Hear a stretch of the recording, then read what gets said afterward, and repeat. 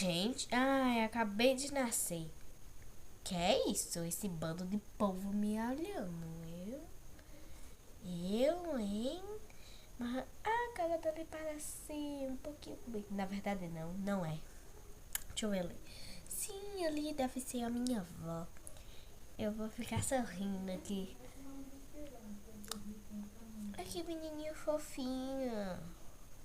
Ah, eu sabia que eu era fofinha. Aí elas falam, eu, gracinha, meu filhinho. Quem foi que falou isso? Ah, ali o tio. Essa menina é muito bonita. Meu Deus, eles estão doidos. E o que é esse negócio aqui na minha cara? É uma tândana? Nha, nha, nha. Pra mim, eles não entendem. Mas eu entendo super bem. Tchau, gente. Sei lá. Tchau.